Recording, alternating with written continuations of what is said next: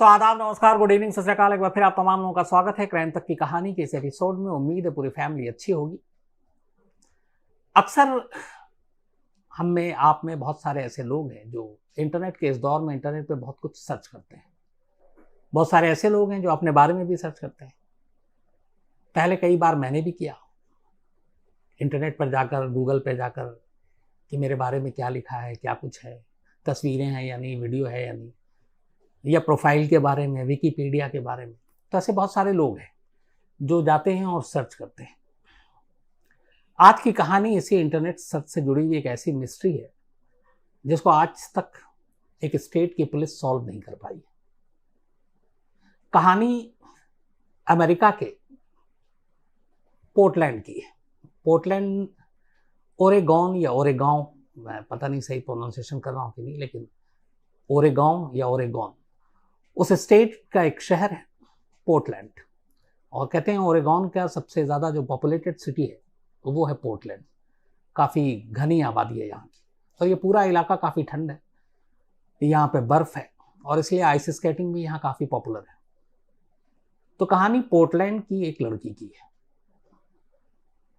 एक लड़की जिसका नाम अन्नोरा पेट्रोवा। अन्नोरा पेट्रोवा का जन्म 5 मई 1991 को पोर्टलैंड में होता है। माँ बाप साथ में रहते थे, और आमतौर पर जो पोर्टलैंड में बहुत सारे बच्चों का शौक होता है शुरुआत से ही, बहुत बचपन से ही, कि आइस स्केटिंग। चूँकि माहौल वहाँ पे ऐसा है, आइस है, बर्फ़ है, और वहाँ काफ़ी मशहूर भी है आइस स्केटिंग। तो बाकी बच्चों की तरह नोवा पेट्रोवा का भी एक शौक जो है वो आइस स्केटिंग का था। प्यार से उसे लोग उसके दोस्त एनी बुलाते थे। बहुत छोटी सी उम्र में ही उसने आइस स्केटिंग शुरू कर दी, और छोटे छोटे स्कूल लेवल पे, बाकी जगह पे लेवल पे वो कंपटीशन जीतने लगी। धीरे धीरे उसका जुनून बढ़ता गया। उसके फादर ने उसके लिए कोच रखा। आइस स्केटिंग में वो और महारत हासिल करने लगी, और 13 साल की उम्र होते होते उसने कई कंपटीशन, कई चैंपियनशिप जीत ली। पोर्टलैंड में एक वक्त ऐसा आया था जब पेट्रोवा या एनी सुर्खियों में आ गई थी। इतनी कम उम्र में इतनी बेहतरीन आइस स्केटिंग, और एक के बाद एक कंपटीशन जीतना, चैंपियनशिप जीतना। तो एक तरह से ये भी हो गया था कि उसकी अब नज़र आने वाले वक्त में ओलंपिक पर भी थी, और जो उसकी काबिलियत थी उसको देखते हुए लग रहा था कि शायद ये ओलंपिक में भी यूएस को रिप्रेजेंट करे। तो होनहार और शानदार खिलाड़ी थी। 13 साल की उम्र तक सब कुछ ठीक था। पढ़ाई लिखाई चल रही थी, आइस स्केटिंग के उसके शौक पूरे हो रहे थे, उसमें बाकायदा अपना नाम कमा रही थी, शोहरत मिल रहा था। 13 साल के बाद अन्नोरा पेट्रोवा की जिंदगी में एक नया मोड़ आता है। एक कंपटीशन था इसी पोर्टलैंड में, और इस कंपटीशन का नाम था क्रिस्टल क्लासिक चैंपियनशिप। ये काफ़ी मशहूर एक चैंपियनशिप है, क्रिस्टल क्लासिक चैंपियनशिप। और इसके ऊपर नज़र थी पेट्रोवा की कि वो इस कंपटीशन में हिस्सा ले और इसे जीते।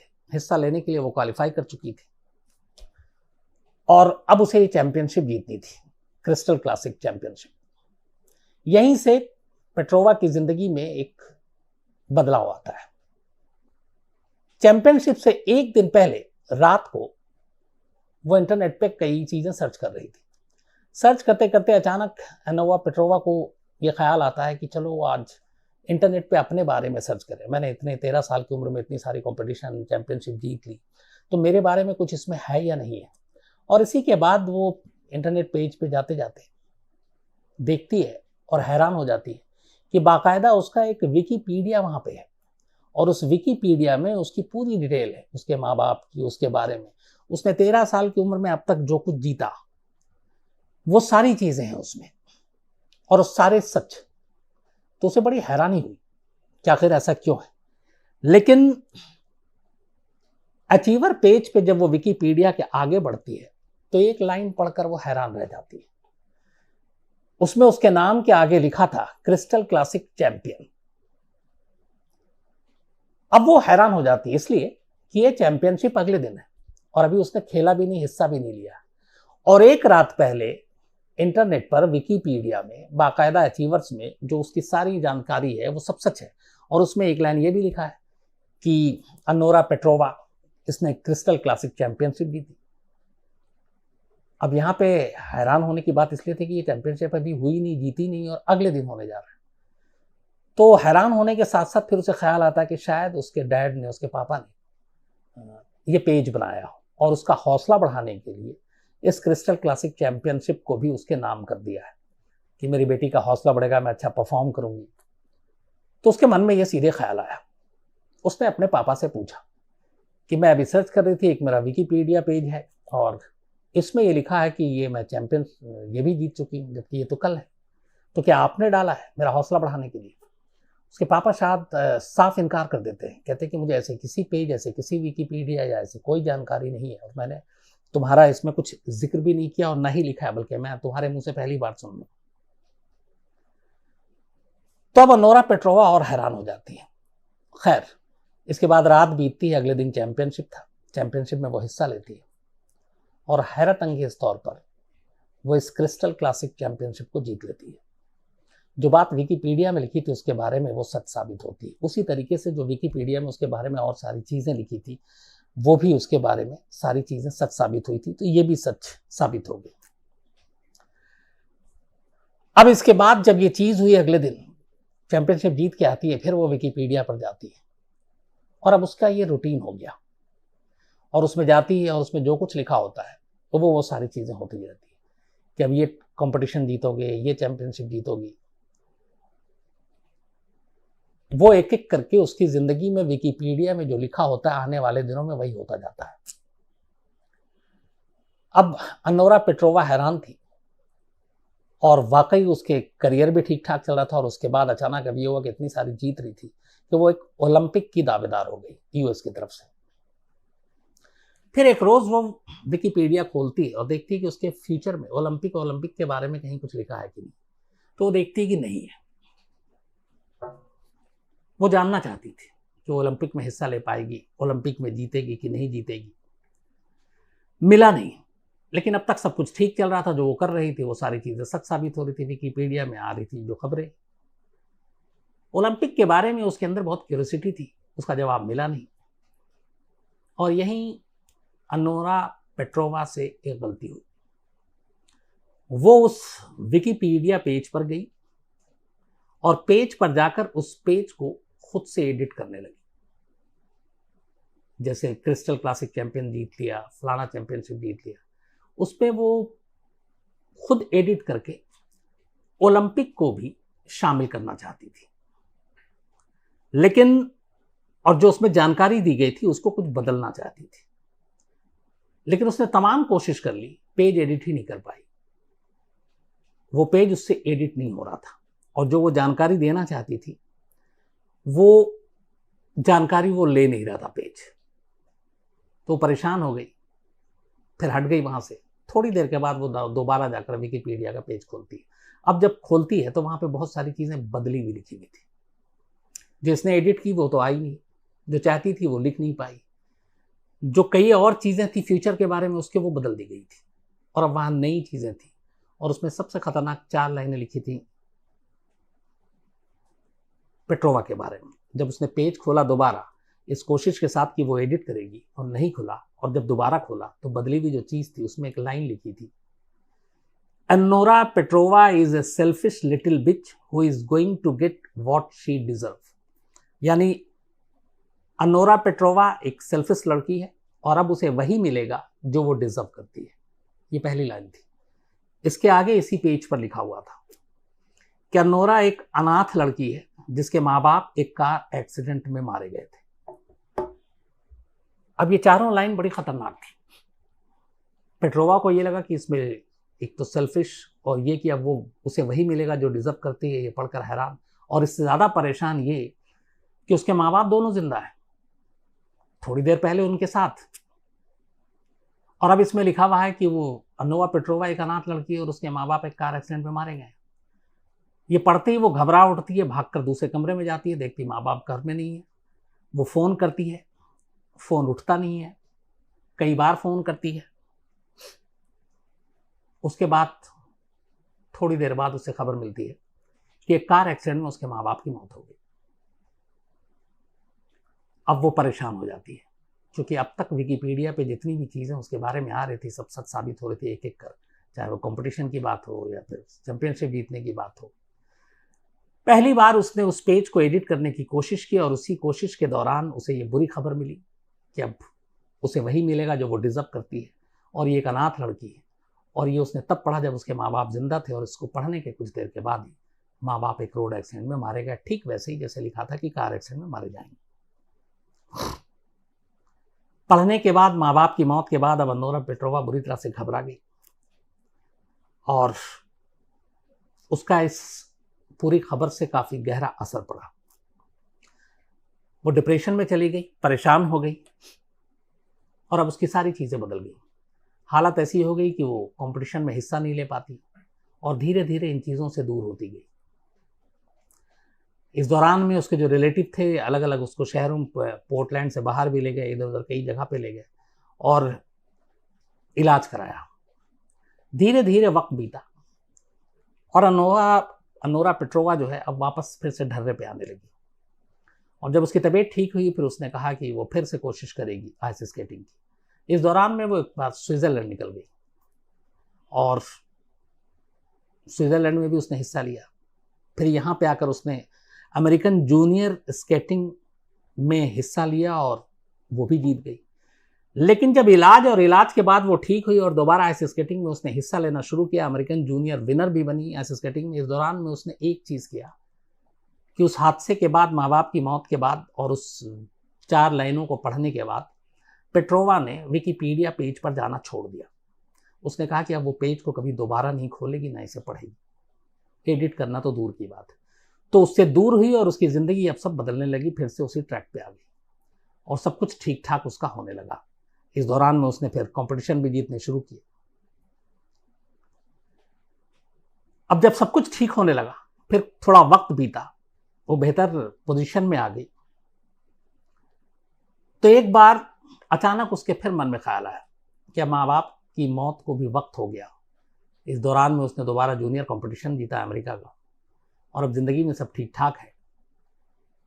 लेकिन एक क्यूरियोसिटी थी कि अब इतना वक्त हो गया, कई साल बीत गए, चलो एक बार विकिपीडिया और खोल के देखते हैं उसमें क्या लिखा है। कई बार मन में आया, फिर इसने अपने आप को रोका, बोला नहीं देखेंगे। और ये दिन बीतते गए और इस दौरान में वो अपने खेल पे फोकस रही। उसके बाद फिर से चर्चा शुरू हो गई इसको ओलंपिक के प्रबल दावेदार के रूप में कि ये अमेरिका की तरफ से आइस स्केटिंग में हिस्सा ले सकती है, खासतौर पर अमेरिकन जूनियर चैंपियनशिप जीतने के बाद। तो मन करता फिर वो रुक जाती, मन करता फिर रुक जाती कि विकिपीडिया खोलें पेज, क्या लिखा है। फिर डर जाती कि पता नहीं, क्योंकि वो 4 लाइनें उसको याद थी कि अब ये इसका बुरा दौर होगा, जो भी डिजर्व करती है वही मिलेगा। माँ बाप की मौत उसके सामने थी, तो घबरा रही थी और कश्मकश में थी कि विकिपीडिया का पेज खोलें ना खोलें। फिर एक दिन अचानक 24 अक्टूबर 2010, 24 अक्टूबर 2010, अनोरा पेट्रोवा तब 19 साल की पूरी हो गई थी और 19 साल कुछ महीने, क्योंकि 5 मई 1991 को उसका जन्म हुआ था और 24 अक्टूबर 2010 की बात है। कश्मकश कई दिनों के बाद उसने फैसला किया कि आज वो फिर से विकिपीडिया खोलेगी और देखेगी उसके बारे में क्या लिखा है, ओलंपिक की दावेदारी के बारे में क्या लिखा है।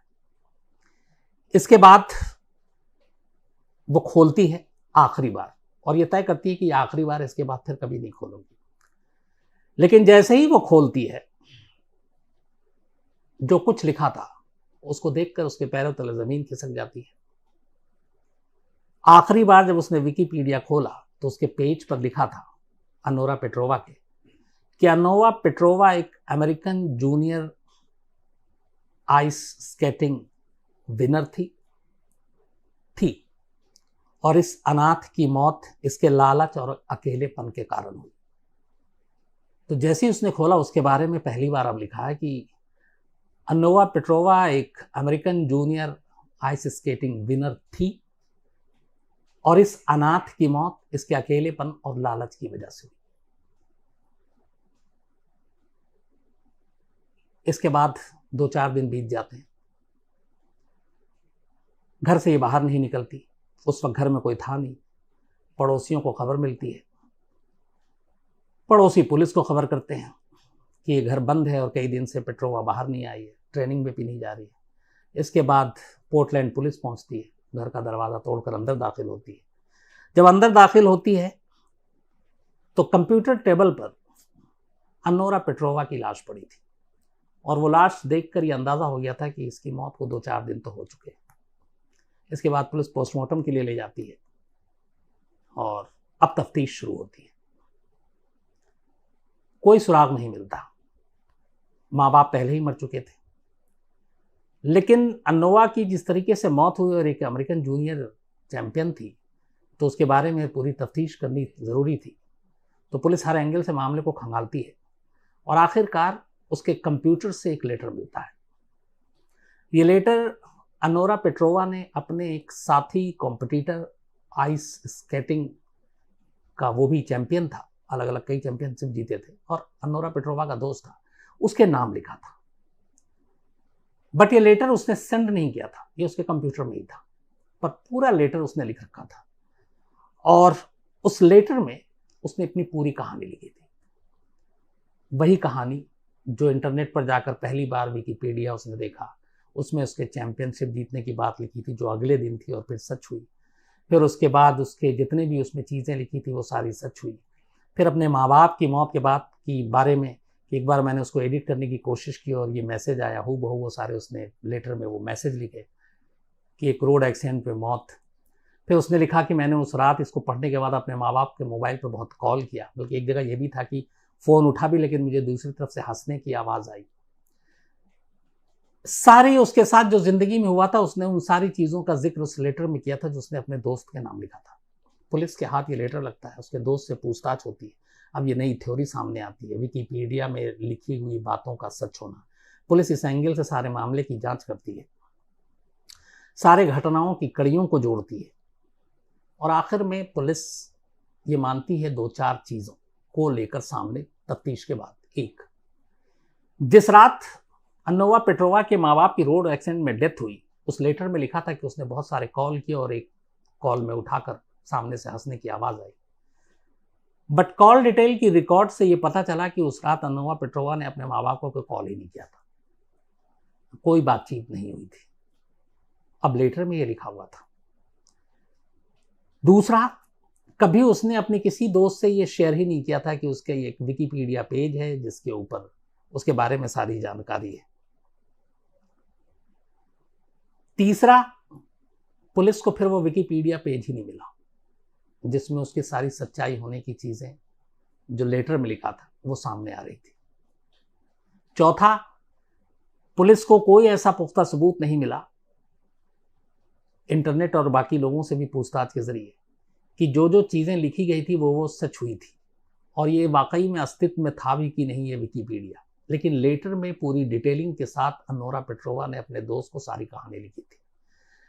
अब जब फोन माँ बाप को ना करना, ना उठाना, और लेटर में है कि लगातार फोन कर रहे थे, हंसी की आवाज आ रही थी, लेटर में ये था कि इस तरीके से माँ बाप की मौत की भविष्यवाणी थी, उसके बारे में खुद भविष्यवाणी थी। उसने अपनी भी लिखा कि जब मैंने आखिरी बार विकी खोला तो उसमें लिखा हुआ था थी जूनियर और एक अनाथ, अपने अकेलेपन और लालच की वजह से उसकी मौत हो गई। तो अब ये सारी चीजों के बाद पुलिस, पोर्टलैंड पुलिस 2 चीजों पर, नतीजों पर पहुंची। पहली, यह अनोरा पेट्रोवा की पूरी एक काल्पनिक कहानी थी। दूसरी, वो किसी मानसिक रूप से बीमार थी, डिप्रेशन का शिकार थी। तीसरी, जो इसके बीच में बहुत सारी चीजें आई कि शायद ऐसा कुछ हुआ लेकिन कोई सबूत नहीं है। इसके ऊपर पोर्टलैंड पुलिस ने लंबे वक्त तक इन्वेस्टिगेशन की, जांच की, लोगों से बातचीत की और ये सिर्फ हवाई बातें नहीं है, ये हुआ। अनोरा पेट्रोवा की मौत की एफआईआर, अनोवा पेट्रोवा की मौत, उसकी लाश और ये उसके लिखा हुआ लेटर उसके दोस्त के नाम, इन सारी चीज़ों को सामने रखने के बाद पुलिस लंबे वक्त तक इसकी जांच करती रही। 2010 में चूंकि डेथ हुई थी, आज 11 साल हो गए और ये केस क्लोज नहीं हुआ आज भी, लेकिन पुलिस के पास कोई ऐसा पुख्ता सबूत अभी तक नहीं मिला है जो अनोरा पेट्रोवा और उसके माँ बाप की मौत की जांच के बाद किसी नतीजे पर पुलिस को ले जाए। तो ये एक आज भी मामला रहस्यमयी है। पोर्टलैंड पुलिस में आज भी ये केस खुला हुआ है लेकिन केस सॉल्व नहीं हो पाया है। अब इसके पीछे की जो कहानी है, जो सच्चाई है, विकिपीडिया का क्या सच है, उसमें लिखी हुई बातों का सच होना कितना सच है, ये सारी चीजें एक मिस्ट्री है और आज भी मिस्ट्री है। इस पे कई नॉवेल लिखे गए, किताब भी लिखे गए, कुछ शायद अगर मैं गलत नहीं हूं तो कुछ सीरीज भी बनाया लोकल लेवल पर। और अनोरा पेट्रोवा का ये पूरा रहस्यमय किरदार, कैरेक्टर आज भी उतना ही रहस्यमय है, न सिर्फ अनोरा पेट्रोवा के जानने वालों के लिए बल्कि खुद पोर्टलैंड पुलिस के लिए भी। और इसीलिए पोर्टलैंड पुलिस फिलहाल इस केस को क्लोज नहीं किए और अब भी वो इंतज़ार कर रही है कि शायद कोई सबूत ऐसा सामने आए जिसके बाद इस केस पे कोई रोशनी डाल सके। तो आज की कहानी में इतना ही। उम्मीद है कहानी आपको पसंद आई होगी। कल आपसे फिर मुलाकात होगी रात 9 बजे किसी नई कहानी के साथ। तब तक अपना ख्याल रखिए। लेकिन इससे पहले कि आप अपना ख्याल रखें, कुछ मेल नहीं लाएंगे तो फिर एक दो हमारे क्राइम तक फैमिली मेंबर नाराज ना हो जाए। तो नीलेश गोविंद राव जी का आज अपने क्राइम तक फैमिली मेंबर हैं, शुरू से हैं, और लगातार ये मेल भी लिखते रहते हैं, गलतियों पे ध्यान दिलाते हैं, अच्छी चीज़ों पे तारीफ भी करते हैं। तो आज इनका जन्मदिन है और नीलेश गोविंद राव जी पूरी क्राइम टीम की तरफ से, फैमिली की तरफ से आपको हार्दिक जन्मदिन की शुभकामनाएं। आप हमेशा अच्छे रहें, खुश रहें, यही दुआ है। तो अपना ख्याल रखिएगा और आप सब भी अपना ख्याल रखिएगा, क्योंकि कोरोना के केस ज़रूर कम हुए हैं लेकिन खतरा अभी टला नहीं है। तो अब कल मुलाकात होगी रात 9 बजे। Thank you very much.